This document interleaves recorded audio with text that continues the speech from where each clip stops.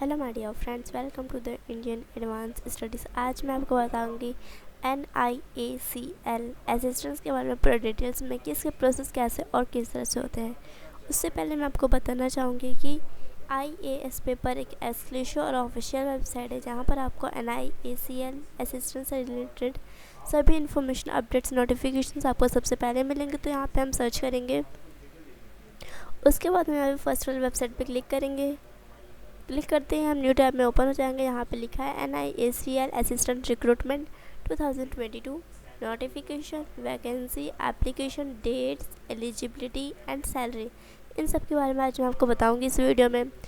फिर ये कब स्टार्ट हुआ था, इसको किसने स्टार्ट किया था, इसका फुल फॉर्म क्या है। जैसे कि यहाँ पे लिखा है सर दाराबजी टाटा ने इसको founded the new India insurance company limited, ये इन्होंने स्टार्ट किया था।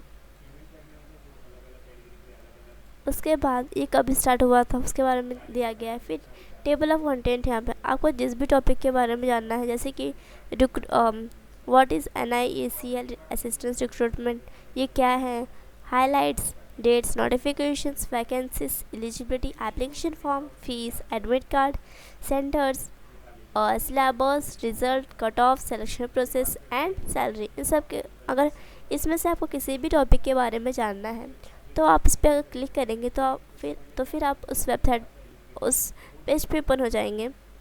यहाँ पे लिखा है व्हाट इज़ NIACL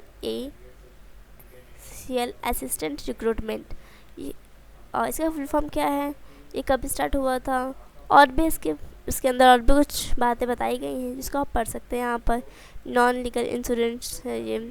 फिर एग्ज़ाम हाइलाइट्स, इसका हाइलाइट्स मतलब इसमें एग्ज़ाम नेम, इसका नेम क्या है, examination purpose, conducting body, exam level, duration of exam and purpose, application mode, exam mode, language, fees, फिर हेल्प डेस्क कॉन्टैक्ट नंबर, फिर ऑफिशियल वेबसाइट। फिर यहाँ पे एग्ज़ाम डेट्स दी गई हैं।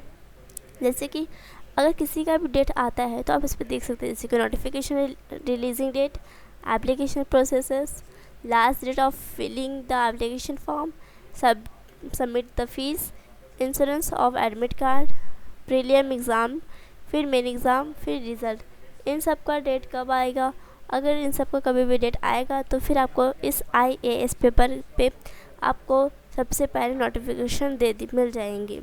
फिर यहाँ पे नोटिफिकेशन है, आपको नोटिफिकेशन का PDF किस तरह डाउनलोड करना है, इसके स्टेप्स क्या हैं, और ये कौन सी डेट को आएगा, कौन से वेबसाइट पे आएगा, उन सब के बारे में यहाँ पे दिया गया है, आप यहाँ पे पढ़ सकते हैं।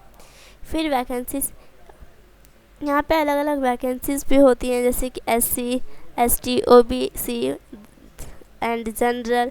फिर यहाँ पे टोटल दिया है, इन चारों का टोटल यहाँ पे 653 दिया गया है। फिर हम हर साल अलग अलग वैकेंसीज होती हैं, जैसे कि SC के हैं 4 यहाँ पर, ST के हैं 10, OBC के हैं 18 एंड यहाँ 32 है कैटेगरी है यहाँ पर। फिर यहाँ पे एलिजिबिलिटी है, अगर इसमें 3 टाइप्स के होते हैं, एक nationality, age limit and education qualification. Nationality यहाँ पे दिया गया है, इसका इन्फॉर्मेशन। फिर एज लिमिट, अगर आप minimum is 31 and maximum is 30, sorry यहाँ मिनिमम इज़ 21 है एंड मैक्सिमम एज है 30। अगर आप 21 to 30 के बीच में हैं तो फिर आप इसको एलिजिबल हैं, आप इसको फिल करने के लिए, इसको अप्लाई करने के लिए। फिर एज लिमिट होगा। फिर यहाँ पर है एजुकेशन क्वालिफिकेशन, अगर आप इतना पढ़े हैं, आपको इतना सब कुछ आता है तो फिर आप इसको अप्लाई कर सकते हैं। फिर एप्लीकेशन फॉर्म कब स्टार्ट होगा, इसका डेट कब है, कैसे होगा, ऑफलाइन होगा या ऑनलाइन होगा, किस तरह आपको डाउनलोड करना है, कौन से वेबसाइट पे करना है, उन सब के बारे में यहाँ पे दिया गया है।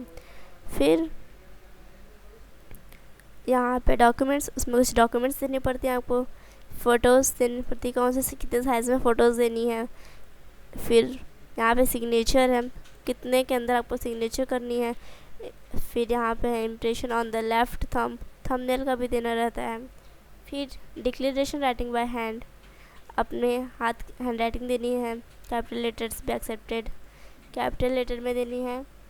स्मॉल लेटर में नहीं देनी है। फिर यहाँ पे एप्लीकेशन फ़ीस, अलग अलग कैटेगरी के अलग अलग फ़ीस भी रहते हैं। SC ST PWD के रहते हैं 100, other than SC ST PWD and SCR के अगर ये अदर देन, जैसे अगर इन चारों को छोड़ के अगर और भी कोई कैटेगरी के हैं तो उनका 600 लगता है। फिर यहाँ पर एडमिट कार्ड है। एडमिट कार्ड कब आता है, किस तरह आपको डाउनलोड करना है, कौन सी वेबसाइट से डाउनलोड करना है, उन सब के बारे में यहाँ पे प्रोसेस दिया गया है, आप देख सकते हैं। फिर एग्ज़ाम सेंटर कहाँ कहाँ जा सकते हैं, कौन से स्टेट में, जैसे अंडमान एंड निकोबार, आंध्र प्रदेश, अरुणाचल प्रदेश, असम, बिहार, छत्तीसगढ़, चंडीगढ़, दिल्ली, गोवा, गुजरात, हरियाणा, हिमाचल प्रदेश, केरला, महाराष्ट्र, मेघालय, मिजोरम, नागालैंड, उड़ीसा, राजस्थान, उत्तर प्रदेश एंड वेस्ट बंगाल।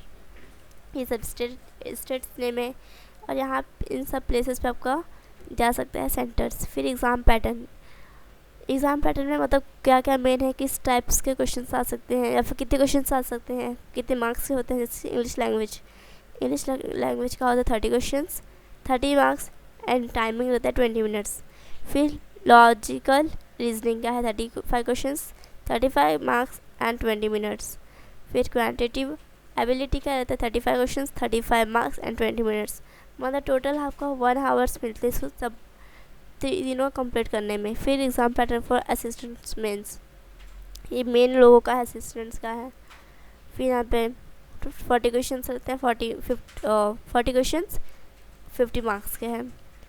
फिर यहाँ पे सिलेबस फॉर असिस्टेंट्स का है, यहाँ पे सिलेबस है, आपको ये सब इंपॉर्टेंट से पढ़ना है, जैसे quantitative ability, English language, logical reasoning and computer knowledge. ये चारों सब्जेक्ट्स हैं आपके और इसमें यहाँ के टॉपिक्स हैं। आपको जो ये सब इम्पॉर्टेंट टॉपिक्स हैं, आपको ये पढ़ लेना चाहिए। फिर यहाँ पे प्रिपरेशन टिप्स हैं, किस तरह आपको प्रिपेयर करना है उसके बारे में यहाँ पे दिया गया है। फिर यहाँ पे क्वांटिटेटिव एबिलिटी सजेशन, यहाँ पे सजेशन आपको दिया गया है। फिर यहाँ पे लॉजिकल रीजनिंग का है, इंग्लिश लैंग्वेज का है, एडवाइस ऑन कंप्यूटर नॉलेज का आपको यहाँ पे नॉलेज दिया गया है। फिर यहाँ पे रिज़ल्ट, आपको रिज़ल्ट कब आएगा, कौन सी डेट को आएगा, फिर आपको कौन सी वेबसाइट पे चेक करना है, क्या क्या इसमें फिल करना है, उसके बारे में यहाँ पे दिया गया है। फिर कट ऑफ, अलग अलग कैटेगरी के अलग अलग कट ऑफ्स में, जैसे T1, फिर यहाँ पे T2 यहाँ पे है। Andaman and Nicobar SC ST नहीं है, OBC के हैं 53.25 एंड जनरल कैटेगरी के हैं 74.25। फिर आंध्र प्रदेश SC के नहीं है बट ST के हैं 73.50, OBC के नहीं है फिर जनरल कैटेगरी के हैं 88.25। ऐसे बहुत सारे कैटेगरीज के दिए गए यहाँ पर। फिर यहाँ पे मेरिट लिस्ट होता है, जैसे कि अगर आप 20 to 30 के अंडर में आए हैं तो फिर मेरिट, अगर वहाँ का मेरिट लिस्ट होता है मतलब अगर आप प्रीलिम एग्ज़ाम और मेन एग्ज़ाम में पास हो गए, आपके अच्छे नंबर से पास हो गए हैं तो फिर आप मेरिट लिस्ट में आ सकते हैं। फिर सिलेक्शन प्रोसेस, आपको किस तरह सेलेक्ट होते हैं उसके बारे में यहाँ पे दिया गया है प्रोसेस उसका। फिर यहाँ पे सैलरी एंड बेनिफिट्स, आपकी अलग अलग पोस्ट के अलग अलग सैलरीज होती हैं और आपको इसमें ज्वाइन करने का क्या आपको बेनिफिट्स होता है उसके बारे में यहाँ पे दिया गया है। फिर आप देख सकते हैं कैरियर एडवर्टाइजमेंट एंड ग्रोथ, जैसे है असिस्टेंट है, एडमिनिस्ट्रेटिव ऑफिसर है, सीनियर एडमिनिस्ट्रेटिव ऑफिसर्स हैं, फिर असिस्टेंट मैनेजर है, सीनियर मैनेजर, आपका इसमें प्रमोशन भी हो सकता है। तो फिर अगर आपको इसमें ज्वाइन करना है तो फिर आप ये सब प्रोसेस को आप फॉलो करें। यहाँ पे कुछ फैक्ट्स क्वेश्चंस भी दी गई हैं, आप यहाँ पे देख सकते हैं। So thank you so much for watching my video, thank you.